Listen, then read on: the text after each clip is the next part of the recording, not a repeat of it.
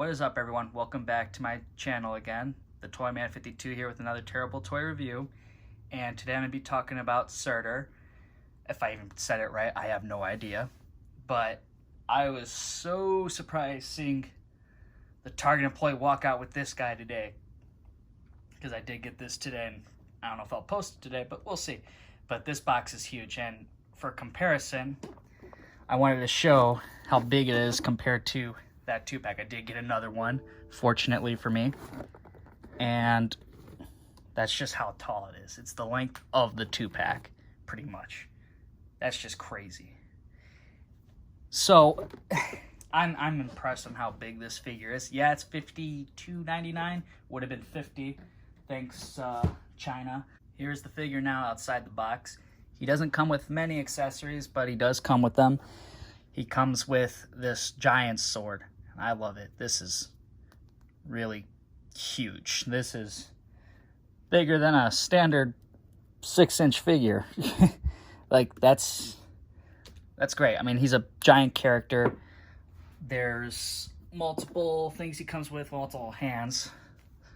So he's got clawing hand, like he's reaching out to grab someone like the Hulk or whatever, and then he's got a fist, and then he's got 2 gripping hands. And this figure, man, is just wow. Look at that. I love the translucency all throughout the figure. He is just humongous. One of the biggest Marvel Legend figures. I mean, obviously we have Sentinel and other things like that, but for this being in store, this is amazing. Here is him now next to a bunch of other figures, few from Thor Ragnarok, and then I included the Thanos from that 2-pack, and just look how big he is compared to next to these 2 Build-A-Figures. Just amazing how they did it. I know a lot of people back then, they wanted to see this figure come out, but I think he would have been the size of the Hulk, maybe slightly taller, but it would have made people feel that he was small. I'm so happy that Hasbro waited and just charged us extra money for a bigger figure. Honestly, I'm okay with Hasbro charging us more money if the figure's right. Stop doing shit to stop making scales inaccurate because you're trying to fit it as a Build-A-Figure. I honestly think people are beyond the point now with Build-A-Figures. It doesn't seem to matter anymore because prices on single-packed figures, just because they're on a vintage card back, seems to be the same price either way, which is kind of bogus. You think that the Build-A-Figure is what was really making up the cost, and then now we're getting like somewhat okay figures, but you know, only 2 or 3 in that wave might be like really worth it. I, of course, always buy them all because Hasbro's got me by the balls, but, you know, here we are. This is how Hasbro should do business from now on. Like, if you really need to make a figure bigger than the Build-A-Figure, I am perfectly fine paying the extra $20 or whatever it's going to cost to make it happen. I know Ironmonger's getting I mean, he's never been a real Marvel Legend in the first place, but he's coming. He's going to be bigger than he would have been if he was a Build-A-Figure, I think. And we're going to see well, I know we're not going to see Abomination. They didn't say anything like that. But I have a feeling we will see that one eventually. I hope they would do the same thing. If it makes him slightly taller and more into scale, what he's supposed to be, I'm fine with it.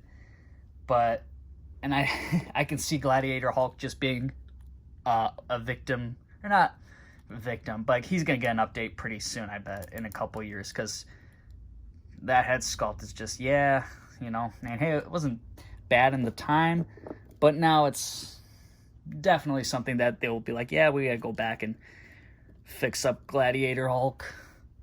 I'm sure there's some things about him that weren't right, and they just got it from concept art. And then we have Hela with her antlers. See, I kind of was debating to put another one up, but that's okay. She's obviously smaller, so is Thor.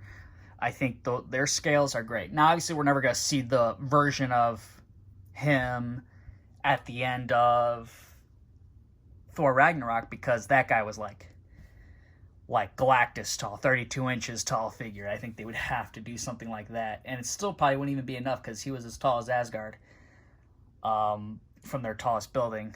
At least that's what it looked like in the movie. Here is the figure now, holding onto his sword, and I'm really happy on how soft his hands are, so this way you wouldn't worry about breaking any of the plastic, because I know sometimes it's tough, but the sword slips in pretty easy. They pop out easy too. He also has pinless joints. I think they already said that, so I'm pretty sure everyone kind of knew at this point, and since it was 100% a new figure, I think they would have wanted to go all out. So yeah, here he is. He just looks great all around. I absolutely love it. Like, this is awesome. I gotta figure out some shelf space for this one though. Like, I have to move some guys around because he's gonna be blocking some people. And yeah, I mean, very great figure though. I love that they put unique detailing, and you know, we'll probably never see a figure like this using something similar. He's just so unique, you know. I mean, maybe I'm gonna be wrong in the future. This could have been a very cool thing for the Molten Man Build-A-Figure. You know, if they stuck with something like this, I think that would have been cool. But obviously it was, Molten Man was an illusion, and he wasn't real, and it was Molten Man to begin with. So no one really cared, I guess, that much. But yeah, you know, this is another step up. This whole Infinity Saga line that they have is great so far. I only got 3 figures. I'm going to see some of the other ones. I'm pretty sure there's going to be ones that are like, oh well. But this one is just awesome. I love it. Here's the figure now getting attacked by the Hulk. I'm using the Storm Collectibles stand for him. It's great for Build-A-Figures for Marvel Legends. And I thought this was a cool pose because if you remember from the trailer, we see Hulk kind of jumping in. Obviously, this isn't accurate to the Hulk in Ragnarok, because that was the one from the Endgame wave. But I mean, no shirt, ripped jeans, good enough, right? Just maybe just has like that weird face sculpt where he's just smiling like he's about to do something bad to Black Widow. So here he is now going at Surtur, and yeah, you know, it's not going to be accurate to what he does in the movie. So this is more so for like the beginning of Ragnarok, I think, when Thor's chained up. I think it would have been cool to see another, maybe not another head sculpt, but a skull accessory of his head where it was just the horns and it was like the skull, and then all that had to do was get thrown in the fire. I think that would have been a cool addition to this set, because I don't see them ever finding a way to release it. Like, you know, I mean, they have the sculpt now, so I think that's what they can reuse for a future release. So maybe we'll see something that they will reuse. The sword's always a possibility too, I guess, but I don't know what they would do with that. It's really unique too. So yeah, and then there's always, of course, new decos that they can always do, and then be like, yeah, here he is again for $52.99. You know, unless you want to try to wait this guy out on clearance, because every year it seems like these figures in this line do go on clearance. But every year I always say, oh, I don't know about this one. I don't know about this one. Because last year I was like, damn, the X-Men one was really up there. And I was like, yeah, I'm obsessed with X-Men. So, and then the 80th anniversary was like, meh. But they had that Juggernaut Colossus. So it's, you know, there's probably going to be a few clearance ones. I think this is going to be one of them. Because, I mean, it is tough to sell a figure like this for $50, and I can see why Hasbro has never really done it. So hopefully, if it is successful in Hasbro's eyes, we will see probably more things like this. If it goes on clearance, we might not. We might just be stuck with those $30, $35 deluxe figures now, and they're all going to be the size of a traditional Build-A-Figure, and, you know, people will just always complain about scale, and that's always just going to happen. Whatever. So that's all I really have to say about this figure. There's not much to go off on. He's brand new. You know, if you want him, go get him. If you want to wait him out, you probably could. But, I mean, I think that will still affect Hasbro in some way, whether you do wait it for on clearance, because they're already going to have some. Like, I bet the Happy and Iron Man 2-pack, like that one probably will Not sure about the Iron Man and Thanos one because that Robert Downey Jr. head still obsessing about that. I know if you all seen my last video, I do have that up. I talk about that and I put some comparisons on Iron Man over there and Thanos. That's a great 2-pack. I thought that was really great. So if I had a rate between the two, I think that one will beat this figure here. But he still is worth it. I mean, if you love Thor Ragnarok, if you love villains, if you love taller figures in your collection, I think you should go and get this one. But hey, you know, don't be surprised in 3 months from now if it's September, October, and then you see them on clearance for 40 and then 35. Like, I can just see it happening. So, you know, it is what it is, though, with it. It's up to you guys, you know.